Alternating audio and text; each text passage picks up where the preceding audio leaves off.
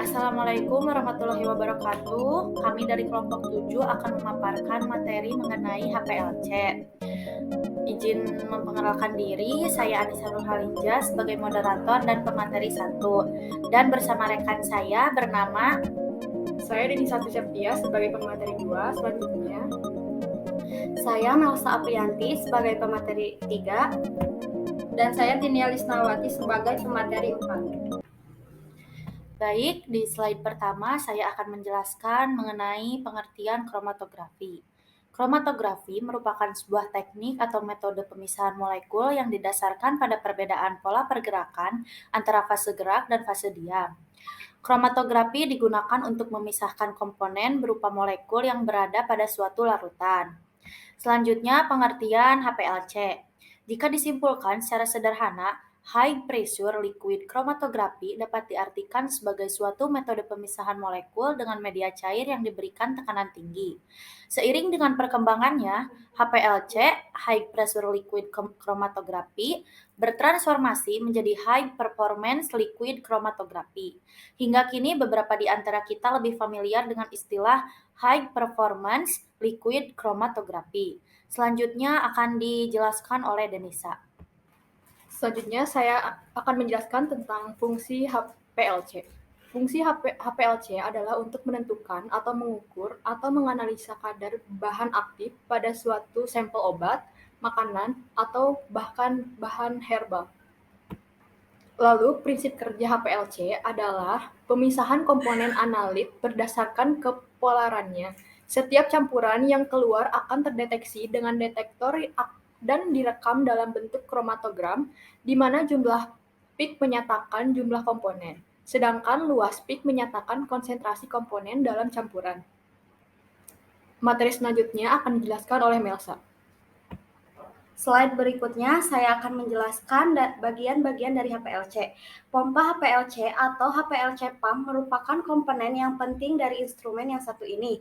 Pada umumnya beberapa pompa memiliki tekanan yang berkisar pada 6.000 PSI. Namun ada beberapa jenis pompa yang mampu memiliki tekanan hingga 9.000 PSI. Bagian kedua ada autosampler atau injektor. Fungsi autosampler pada HPLC sangatlah penting, terlebih jika Anda memiliki banyak sampel yang akan dianalisa. Presisi injeksi yang tinggi diperlukan dalam proses autosampler. Perubahan linearity yang luas diperlukan dari berbagai algoritma yang sudah ditanamkan pada software autosampler. Yang ketiga ada column open. Column open pada HPLC berfungsi untuk menjaga suhu atau temperatur pada range tertentu. Hal ini dilakukan karena pengukuran nilai pada mobile device bisa berupa pada suhu yang berbeda. Artinya, jika sampel diberikan perlakuan yang sama pada suhu yang sama akan meningkatkan keakuratan proses pengambilan data. Yang terakhir ada UV phase detektor. UV phase ternyata tidak hanya ada pada spektrofotometer, namun ada juga pada HPLC. Materi selanjutnya akan dijelaskan oleh Tinia Lisnawati. Selanjutnya di sini saya akan menjelaskan cara kerja HPLC. Berikut ini tahapan awal yang perlu dilakukan sebelum menggunakan HPLC. Yang pertama, lakukan persiapan sampel yang akan dianalisa dengan menggunakan instrumen ini. Pastikan jumlahnya sesuai dan Anda mengerti metode apa yang perlu digunakan. Yang kedua, lakukan pengecekan kabel ke sumber daya. Pastikan setiap kabel sudah terhubung, baik komputer ke listrik, instrumen ke listrik, atau komputer ke instrumen. Yang ketiga, jika dirasa tegangan listrik di wilayah Anda tidak stabil, disarankan menggunakan stabilizer untuk memastikan sumber daya stabil. Yang keempat, nyalakan komputer dan setiap modul pada alat HPLC. Perhatikan sejenak setiap modul dan komputer, apakah menyala dengan baik. Jika terdapat modul yang tidak menyala atau komputer tidak menyala, lakukan pengecekan kabel yang terhubung ke sumber daya.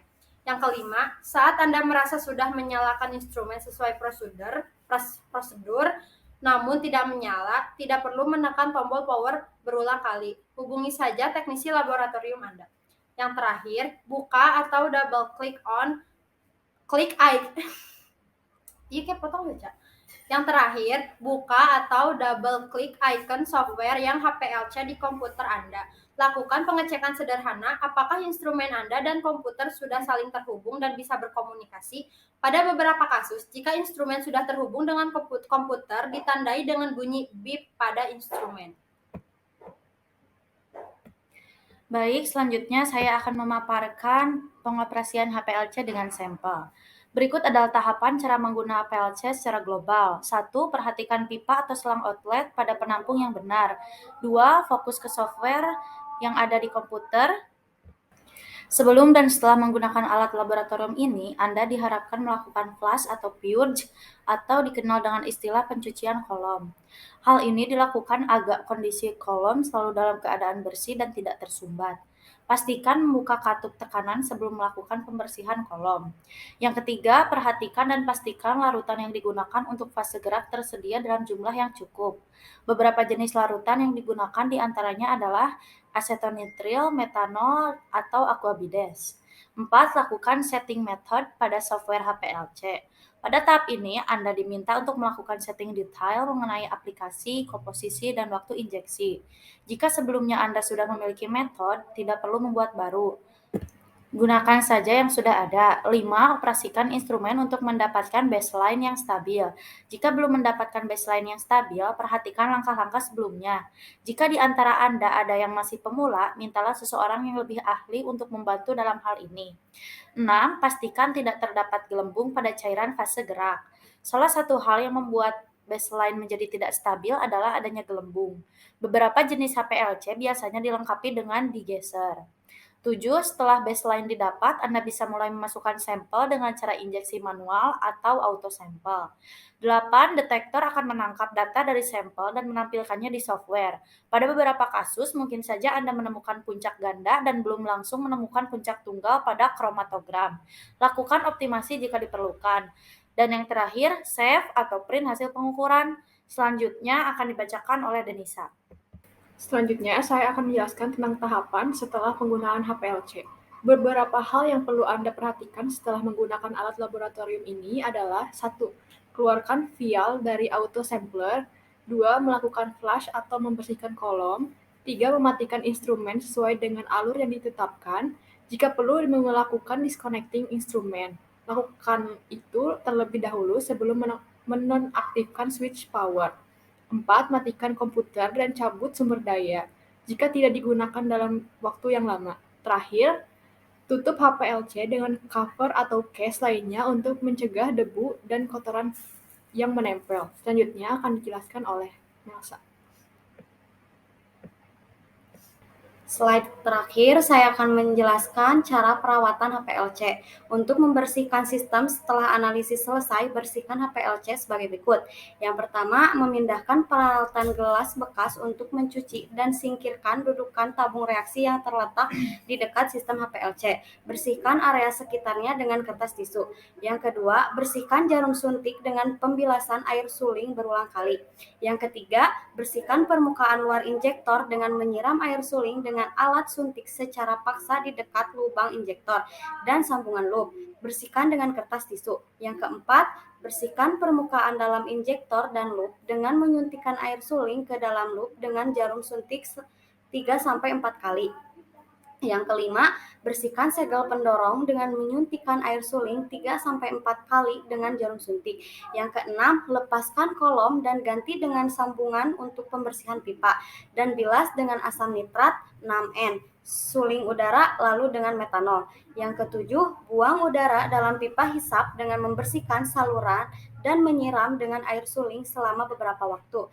Yang kedelapan, bersihkan filter hisap dengan mensonikasinya menjadi asam nitrat dalam 10-15 menit, lalu cuci dengan air.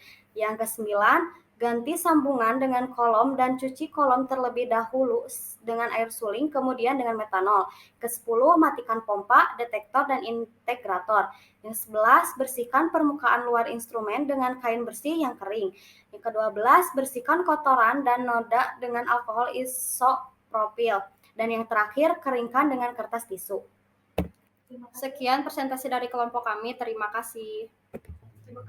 Wassalamualaikum warahmatullahi wabarakatuh.